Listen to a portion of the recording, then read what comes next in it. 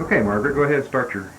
Okay, these dioramas are painted by Mrs. Linnell Poland, an artist that lives 6 miles southwest of town. And she took her camera and went on the site and took her picture from that photograph. She came and painted these scenes. This particular scene is upstream from the Lake Meredith Dam, and it's portraying the winter scene, and it shows the bobcats, which we have quite a few around this part of the country. These two particular bobcats were trapped by a couple of, at that time, junior high boys. Mrs. Poland spent about 6 weeks on each one of these dioramas, and the diorama itself is nothing but a chicken wire, and it's plaster on that chicken wire, and then seal coat and the oil paints on top of it. It's hard to relate on this exactly. Because we really don't have this much snow all year round, John, yeah. But this is the only one that she actually did a little ad-libbing on, that the contour and the river and the banks are factual, but the snow she did put in, because at the time she was painting we didn't have this much snow for her to paint. But there are times in the Panhandle when we do see this much snow. Now, it doesn't stay on the ground for too long a time, but we do have this type of snow. Well, it's hard to relate to people if you're looking through this on a television and so on. It's so realistic, and this is also a square scene.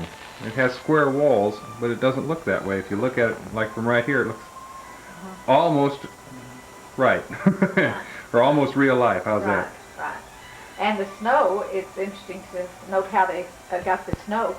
They sprayed it like you'd spray a Christmas tree, and it was quite hectic around here in that we had had to wear masks and all these good things. And this is the diorama we have the most trouble with the children, because invariably they want to touch, see if it feels wet or if it's cold, or even go in and pet the kitties.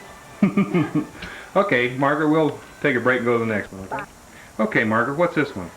John, this is a typical scene of our pronghorn territory. It's south of Fritch here, and it shows the buck and the doe, and Linnell, Mrs. Poland, painted this one to be the fall scene, the fall year, and I am really prefer this scene. I think it's my favorite of all, because I love the yellow ochres and the burnt siennas and all. Margaret? And in this scene, yes, excuse me. What's this? Is this a rattlesnake? Is that what that is? Yes, it is. It's called a Coontail Rattler, and it's in an unusual position, John, in that we had it mounted in a sunning position. Ordinarily, people see the rattler in a coiled or a crawling position. They very seldom ever see him flat sunning like this. And this is true to life with the rattler in the pronghorn or the antelope scene, in that they are compatible. And this was the only diorama in our museum that we could put the old rattlesnake in, and the reason we had to add him to our dioramas is we had so many people from East asking, let's see a Texas rattler. That's quite reasonable. Let me do some pullbacks on this. What I think is funny is how they have the pronghorns in a different stance painted on the wall. Let me see if I can get the info. Look at that. That's something. Could you get a picture of the blue quail over here too, Tom? Yeah. Okay, I couldn't find them. Let me get up here and get it a little bit in focus, because we've changed positions some. There's one quail, or is there more? There's 2 quails. Oh, I see one. Where's the other little fella at? Up above it. Oh, I see 2 now. Oh, kind of hiding there in the grass. I see. Okay, we'll pull back from that a little bit so we get a better view. The nice part about doing this with the movies is I can stop the frames at home when we're watching them and pick out different scenes. That's one thing that makes it kind of nice. I still show not enough light, but that's all right. I think we'll make it okay. North side of the lake at Plum Creek, where most of the campers consider the ideal place to camp. And we have found a lot of the wild turkey over there. It's also where they have been doing some archaeology digging the last couple of years while the lake was down, and have found some fantastic artifacts. Because this area is directly across from the Alabate Flint Quarry, we find in this diorama that Mrs. Poland has put some flint, because over in Plum Creek there is a lot of flint over there. Okay, the flint is down below the large turkey, right? Right. That'd be about in this area somewhere. Yeah, okay. I see it. I see a few chips and so on. Margaret, are there wild turkey pretty much prevalent around here? Yes, quite a few, and clear on down to Canadian and Wheeler, back over to Morris, There's Now, quite. do you see them very often with their wings down and the tail spread like that? No, very seldom I've seen them that way. Most of the time I've seen them, they're on the run. They're either trying to get up and get away from you, huh? Right. Wes Phillips tells us that there's usually one gobbler to about 5 or 6 hens, and that they remain together until the chicks are born, and then the gobbler's real independent and goes off and leaves mama to raise the babies. Okay, well, we're going to take a stop here and go to the next one. Found in our area in their natural setting. And she depicts each season in each diorama. So when you look at the dioramas, into the hall of the room here, you can see the Texas Panhandle year-round. And the dirt and the rock and the vegetation came from the area that she took a photograph from. And in the other room, we have a golden eagle diorama. That's what we call these little shells. And we also have a beautiful waterfowl display of the migratory birds that land out at Lake Meredith. And we are not found in our lake.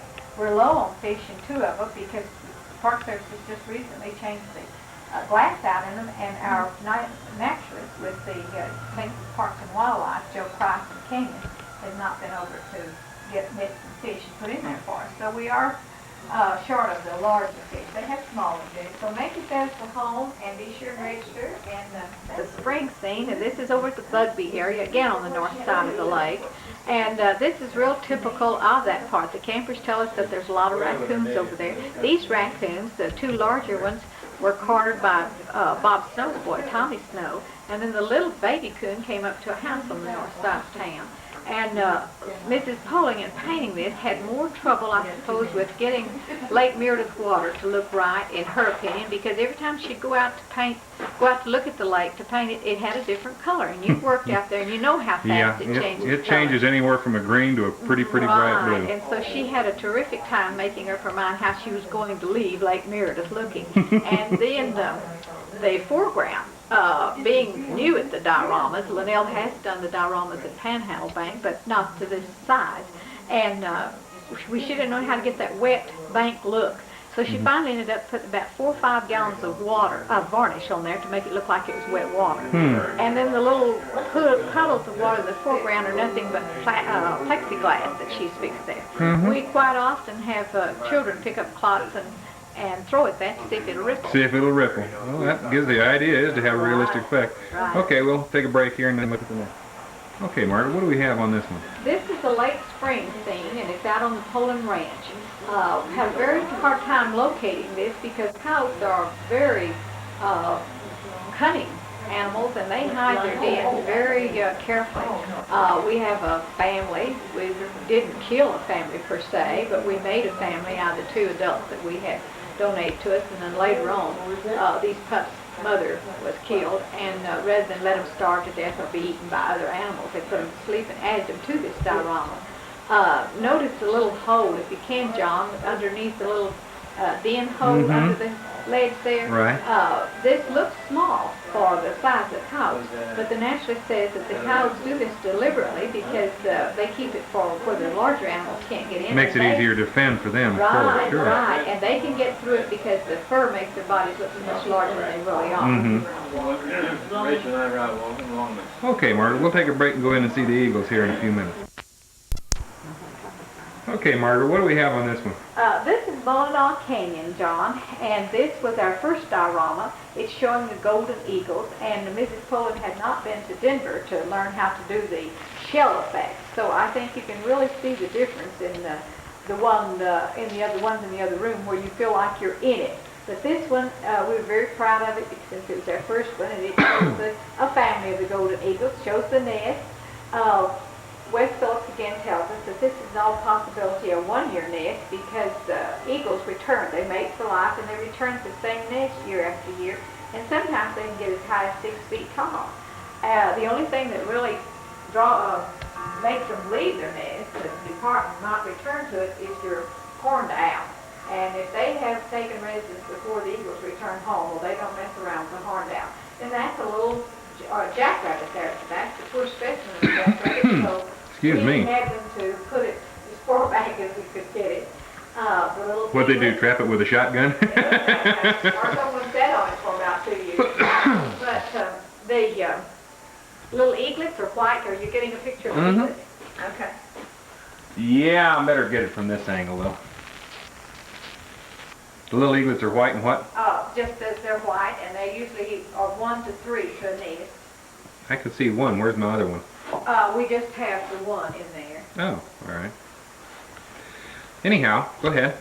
That's about all. Mr. Phillips tells you on the Nature Talk, tells you about the soto weed and the different vegetation in here, and really makes an interesting talk. But since I haven't been giving the tours recently, I have not boned up on it to be able to tell you all about it. How often is Wes in here anyway? Wes comes in at least once a week, and then when we have tours coming in, school tours, we make an appointment with him or with Ed Day, and they come in and make the tour with Midge, and she explains about the dioramas, and then Mr. Phillips and Mr. Day tells them about the vegetation and something about the animals. Margaret, what's the map over here? Is this? Yes, that's the map showing the flyways in the United States. Lake Meredith is in the central flyway, and if I show you here, that we're a little flyway, so consequently we get a lot of the Canadian goose, the snow goose, and various migratory birds in. Mm-hmm. It's beautiful to see them over at Blue West. Lots of times there's been flocks of 15 or 25 of the birds in. Okay, I'm going to take a walk and go. Okay, all of these were actually photographed on the lake now. I guess the only way to give this thing any meaning, put the light hotspot over there, honey. And just let it go and walk it, because there's no way to explain that, is there? No, there isn't. Kind of pretty painting. This memorial plaques, what are these about? Honey, back away from the wall a little bit. Just, what, are these people that have donated? These are people that have donated, and also a memorial of the things of people in memory of. The podium there has lists of people make a donation in memory of someone or a loved one in lieu of flowers. They will make a donation to the museum. And then one of the large plaques there is showing the people that gave $100 or more when we were constructing the building. That'd be the one with the numerous plaques on right, it? Right, and then there's we also have the Citizen of the Year from the Fritch Chamber of Commerce listed there. We have the Park Service emblem because they played such an important role. If it were not for the Park Service, this museum wouldn't have ever got off. And then there's also a plaque thanking the people. We sold commemorative coins, and there were 5 people that when they were auctioned off paid quite a bit for the commemorative coins. So we do have a plaque thanking them. This is our aquarium, isn't it? Yes, this is a 1,200-gallon aquarium here that you're looking at, John. We have just recently, as you well know, have replaced the glass, as you were very instrumental in that with the about an inch thick plexiglass. We have not had it stopped from the lake since then, but we do have a few little perch or brim, bluegill, sunfish. We let people call it what they may because different parts of the country call it different names. Primarily, we put them in the tanks to feed our large mouth flatheads because they usually are hungry and these make nice hors d'oeuvres for them.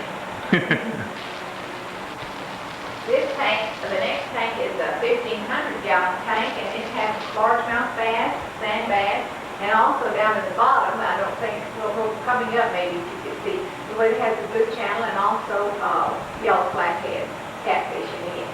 Yeah, this won't show up real well at home, but Maybe the sand bass will show up there. what I'll do is I'll add a little memory to it Right. from what I know. And perhaps you could get that big old yellow flathead blue John. Yeah, I think so.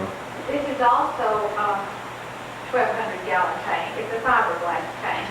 And the rock back behind was laid by a local man, like you would lay brick and whatnot. And then you have part on interior decorating with that one and putting the glass in. And that supports an 18.5-pound yellow flathead that's moving there for you. And also a blue channel, and then 1 or 2 of a brim or perch or bluegill that will, one of these days, be just an appetite. That'll be lunch for our big, what's this one about? It's an aquarium, but you're looking at a 2,200-gallon aquarium, and we'll be your next project if you see the crack in the glass. But Yeah, I can see it. Right. This supports fish that are not found in Lake Meredith. We have even-nosed, long-nosed gar, and also buffalo carp in there. And a few of the little yellow perch, which are the exceptions. They have been stopped in Lake Meredith last two springs, so that the walleye and the largemouth bass and smallmouth bass can feed off that until they're young. Margaret, and then what do we have in the next tank? Yes, that's our largest tank, John. It's a 3,300-gallon tank, and we're very proud of this, but I know it's been your biggest headache because the angle it's sitting on. But we think it's a beautiful tank, and it has in it at this present time several small largemouth bass and also a hard-shell turtle. But this tank can support our largest fish, and this is the one that we have dedicated to the past park superintendent, John Bill Dyer. Okay, I'll take a close-up of that. And back away one time, and I can see my gunk hanging off of it there. Is that what that is? I thought it was cracked. And that's what it is. This is a painting that most of the fishermen will walk out with, John. This is Lavelle's painting. This is Poland's painting showing our bass feeding. And right next to it, she has the food chain that she worked equally as hard painting it and researching it as she did any of the dioramas, but so many people miss that. It shows that it takes 1,000 pounds of the smaller to make 100, and 100 to make 10, and 10 to all of that. So it's 1,110 pounds to make 1 pound on the largemouth bass. And there's a largemouth bass is out collecting his 1,000 pounds. Right, right. This is a little collection of bones.